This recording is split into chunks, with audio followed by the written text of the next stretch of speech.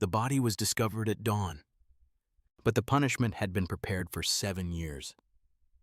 The rain had not stopped all night. It fell steadily over the lakeside villas of Hangzhou, blurring the boundary between water and sky, erasing footprints almost as quickly as they were made. Along the edge of West Lake, the gated estates of the wealthy stood like silent fortresses, built for privacy, distance, and forgetting. Villa number 88 remained dark. At 6:30 in the morning on November 11th, 2018, the housekeeper arrived as she always did. She entered through the service gate, careful not to make noise. Her employer, Zhao Wei, preferred to sleep late. He disliked being disturbed. The routine had been unchanged for years. That morning, the house felt wrong. The air inside was colder than usual. Still, heavy. As she stepped into the main hall, a sharp metallic odor caught in her throat. It was not the smell of spoiled food or damp wood. It was something denser, sour, familiar to anyone who had ever stood too close to an accident. She followed the smell upstairs. The door to the master bedroom was partially open. Light from the gray morning filtered through the narrow gap. She hesitated. She was not permitted upstairs without instruction. But the odor intensified, thick enough to taste. She knocked. No response. When she pushed the door open, the scene erased all sense of protocol. Zhao Wei lay on the bed, naked, bound at the wrists and ankles to the four corners of the frame. Thick rope held him spread eagle, exposing his body in a posture of absolute vulnerability. The white silk sheets beneath him were no longer white. They were soaked, stiff with dried blood that had turned dark brown and pooled onto the polished wooden floor. His eyes were open. They stared upward, glassy and fixed, as if the last thing he had seen was still suspended above him. His face was frozen in a distortion of terror that had not had time to fade. But the most disturbing injury was lower. Where his genitals should have been, there was only a mutilated cavity. Flesh torn away with precision. Blood loss so severe it had drained the body within minutes. The severed organ was gone. Removed. Taken. The housekeeper screamed. By 7:15, the Criminal Investigation Unit had sealed the perimeter. Yellow tape cut across the immaculate stone paths of the estate. Neighbors watched from behind tinted windows. Rain continued to fall, washing the grounds clean of anything that might have told a story. Captain Chen Jing arrived shortly after. He had seen violent deaths before. Gang stabbings, domestic killings, crimes driven by jealousy or desperation. But something about this scene resisted easy classification. The brutality was undeniable, yet the room was almost too orderly. No signs of struggle beyond the bed. No overturned furniture. No shattered objects. This was not chaos. This was control. The forensic examination confirmed what the scene already suggested. Zhou Wei, 42 years old, prominent real estate developer, had died between 2 and 4 in the morning. The fatal injury was not the restraints. Not blunt force. It was hemorrhagic shock caused by the deliberate removal of the genitalia. He had been conscious. His pupils were dilated. Facial muscles locked in extreme tension. There were no indicators of heavy sedation. Whatever had been used to restrain him had worn off just in time for him to feel everything. The murder weapon, the medical examiner noted, had been exceptionally sharp. The cut was clean. Surgical. There was no hesitation in the wound, and the missing body part was not an oversight. It was a message. Security footage offered no comfort. The villa's camera system, among the most advanced in the district, had been disabled between 1 and 4 in the morning. Not destroyed. Not damaged. Simply turned off from the control source. Nothing was stolen. Watches, cash, and valuables remained untouched. Captain Chen stood at the foot of the bed and understood the truth before it was spoken aloud. This was not a robbery. This was not impulse. This was not rage. This was a sentence, and whoever carried it out had waited a very long time to deliver it. This was not murder. It was a punishment. The room told its story without speaking. Captain Chen Jing stood still at the foot of the bed, letting the details assemble themselves. The restraints were deliberate. Thick rope. Proper knots. Each limb secured to the bed frame at equal distance, forming a rigid cross. The victim had not been overpowered in a struggle. He had been positioned. The absence of disorder was the first contradiction. There were no overturned chairs, no shattered glass, no signs of frantic movement. The floor beyond the bloodstain was clean, wiped carefully along the edges. Whoever had done this understood containment. They knew where chaos was allowed and where it was not. Forensic photographer flashes punctuated the silence. The medical examiner Lu Xiao worked with practiced economy. He examined muscle rigidity, measured internal temperature, documented livor mortis. The findings converged quickly. Time of death fell between 2 and 4 in the morning. The body had not been moved afterward. Chen watched Lu's hands pause at the wound. The cut was precise. Too precise. This was not done with a kitchen knife, Lu said quietly. The blade was thin. Extremely sharp. Minimal tearing. Clean margins. Chen asked the question already forming in his mind. Surgical? Very likely, Lu replied. And the angle of entry suggests familiarity with anatomy. The person knew exactly where to cut. The absence of hesitation was more unsettling than the brutality itself. There were no defensive wounds on the victim's hands or arms. No broken nails. No abrasions from resistance. That detail alone narrowed the possibilities. Zhao Wei had not been awake when he was restrained. He had trusted whoever came close enough to bind him. Liu continued his examination of the eyes. Dilated pupils. Severe conjunctival hemorrhage. Facial muscles locked under extreme stress. He paused. He was conscious when the fatal injury occurred. Chen looked back at the bed. Conscious. Bound. Unable to move. The restraints had not been decorative. They were functional. Necessary. Crime scene technicians reported back one by one. No forced entry. No damage to doors or windows. The biometric lock at the main entrance showed no tampering. Someone had entered with authorization or had been allowed inside. The security system presented a larger problem. Between 1 and 4 in the morning, every camera had gone dark simultaneously. Not smashed. Not disabled at random. Powered down through the central control. That required access. Knowledge. Preparation. This was not a crime committed by someone improvising. Chen stepped away from the bed and surveyed the rest of the room. The bedside table held a glass with residue at the bottom. A faint herbal scent lingered in the air, nearly overwhelmed by the smell of dried blood. He made a note of it. Subtle details often survived where obvious ones failed. There was no sign of theft. A luxury watch lay untouched. Cash remained in the drawer. Even the victim's phone rested on the nightstand, face down, undamaged. The only thing missing was the severed body part.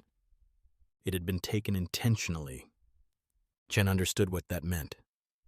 In his experience, removal of a body part was rarely practical. It served no functional purpose in murder.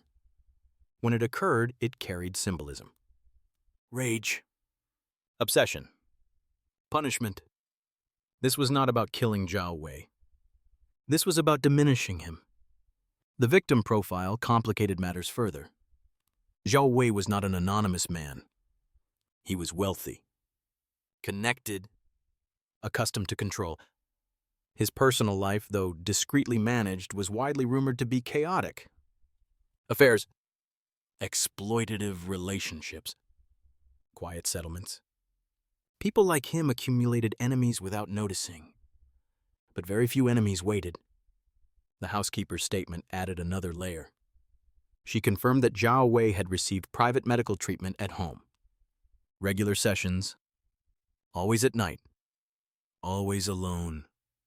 The therapist was described as unremarkable. Professional, quiet. Someone Zhao trusted. Chen made another note. Trust was now the central theme. As the body was prepared for removal, Chen stood by the door and watched the scene one last time. The room no longer resembled a crime scene to him. It resembled a stage after a performance. Everything placed where it needed to be. Nothing left behind by accident. The killer had not fled in panic. They had completed a task. Outside, rain continued to fall, washing the villa grounds clean. But Chen knew this case would not be solved by what the rain erased. It would be solved by what the killer had preserved. Because whoever did this had not acted in the moment. They had been waiting. Only someone trusted could have done this. The message arrived without explanation. It was sent at 8:30 in the evening on November 10th, 2018, just hours before Zhao Wei was bound to his bed. The phone number was unregistered. Activated minutes before transmission. Deactivated immediately after. The text contained 6 words. The debt from 7 years ago is due. For Captain Chen Jing, the phrasing mattered. It was not emotional, not impulsive. It was contractual, as if time itself had been an agreement waiting to be enforced. Investigators traced the signal to a radius near the villa by West Lake, but the sender was already gone. The question shifted from who sent the message to why the number 7 had been chosen. The answer lay in the past. 7 years earlier, in 2011, Zhao Wei was not yet a celebrated developer in Hangzhou. His business operations were based primarily in Shenzhen, where rapid growth created opportunities and anonymity in equal measure. During that period, a civil complaint was filed at a district police station in Nanshan. The complainant was a university student named Wang Jia. She was in her final year. According to the archive statement, Zhao Wei had pursued her persistently. He promised marriage, stability, a future that extended beyond graduation. When she became pregnant, those promises dissolved. At 6 months, Zhao Wei revealed that he was already married. The complaint detailed confinement, threats, physical force. Wang Jia alleged that Zhao Wei detained her in an apartment for several days, withheld food, and coerced her into terminating the pregnancy at an unlicensed clinic. The procedure was described as rushed and poorly managed. The complaint was withdrawn 2 weeks later. The file contained a single line explaining the closure. Civil settlement reached. No criminal charges followed. When investigators contacted a retired officer who had handled the case, he remembered it clearly. Not because it was unusual, but because it ended the way many did. Money changed hands. Pressure was applied. Silence followed. Wang Jia disappeared from the university shortly afterward. Records showed no graduation, no employment, no subsequent residence under her name. Her digital footprint ended in late 2011, as if someone had closed a door and erased the hallway behind it. The investigative team widened the search. In a crowded rental district of Bao'an, former neighbors recalled a young woman who kept to herself. Pale, withdrawn, frequently ill. The landlady remembered seeing her sew infant clothing late at night, then cut the garments apart in tears. No one asked questions. In places like that, survival depended on not knowing too much. In December of that year, a fire broke out in the room she rented. The cause was listed as a gas stove malfunction. The fire was contained, but Wang Jia suffered severe burns to her face and arms. She was hospitalized briefly, then discharged. After that, she vanished again. Investigators followed the trail to her hometown in Guizhou province. There, the story took on another layer of erasure. Her parents had disowned her. Letters she sent were destroyed, unopened. Villagers said the family erected an ancestral tablet, treating her as if she were already dead. No photographs beyond her student ID remained. Back in Hangzhou, Captain Chen reviewed the timeline.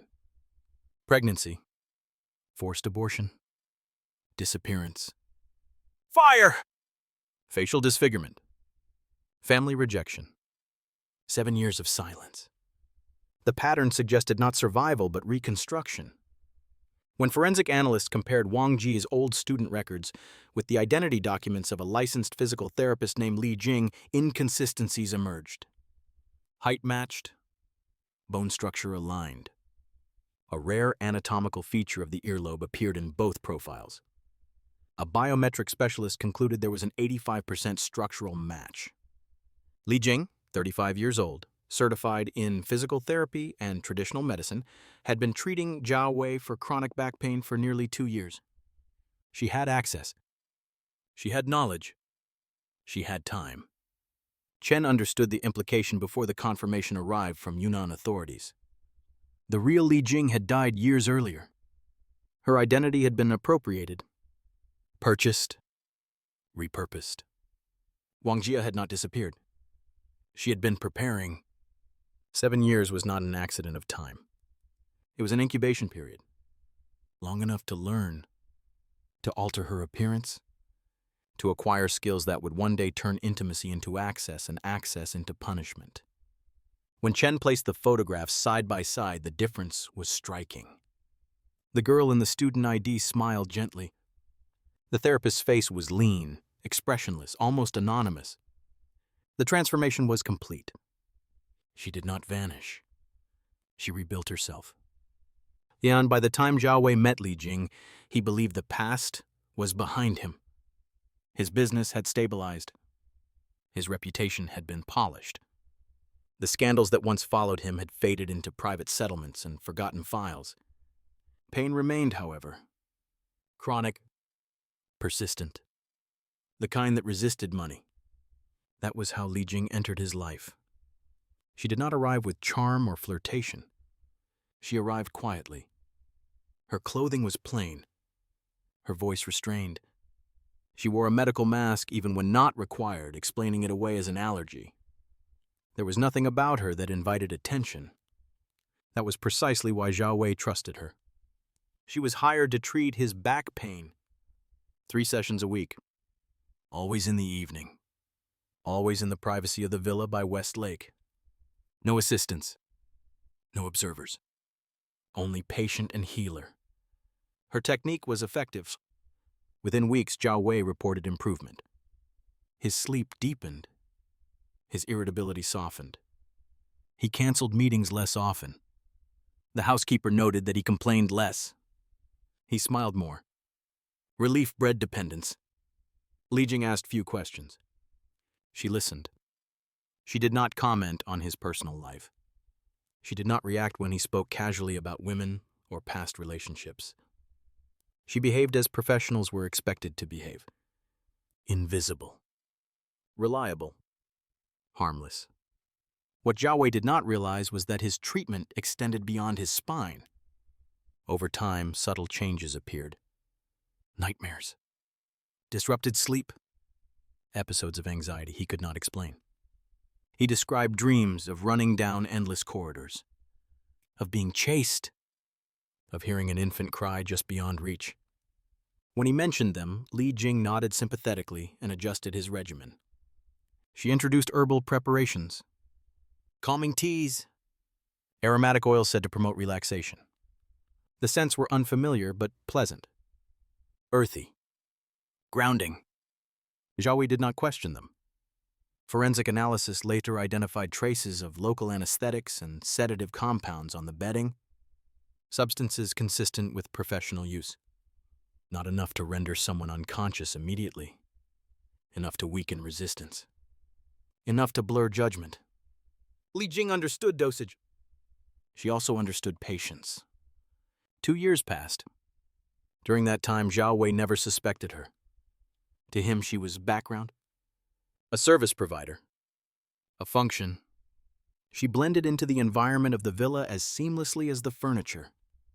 When she requested adjustments to her schedule, he approved them without hesitation.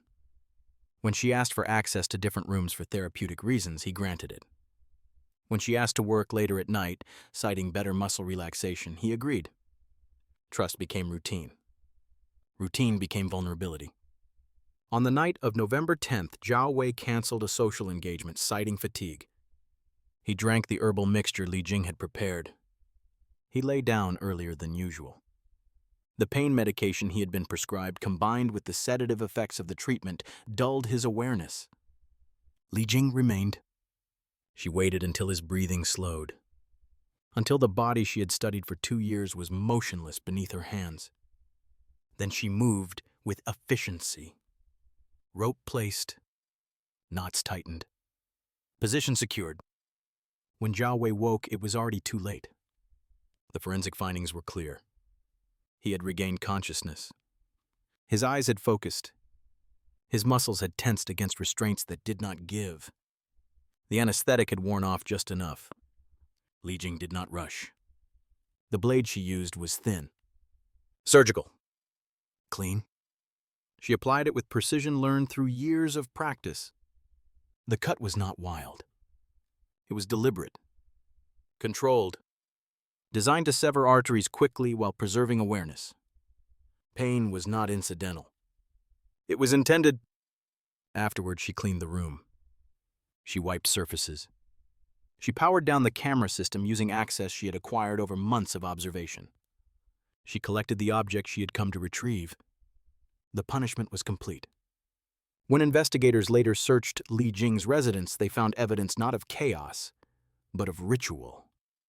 Herbal compounds, medical instruments, personal effects arranged with care. There were no trophies on display, no written confessions, only preparation. Captain Chen understood then that the murder had not been the climax of the story. It had been the conclusion of a long, internal trial that Zhao Wei had never known he was standing in. Li Jing had not acted in anger.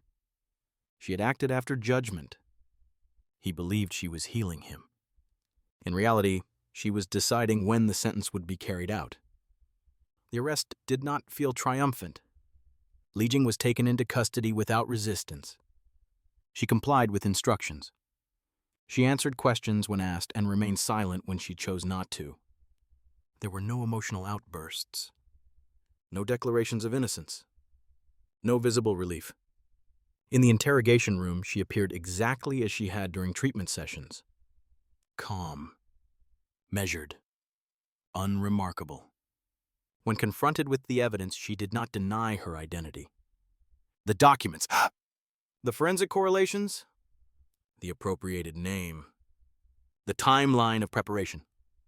She acknowledged each element with a slight nod, as if confirming steps in a process long completed. The severed body part was never recovered. Investigators believed it had been disposed of intentionally, not hidden.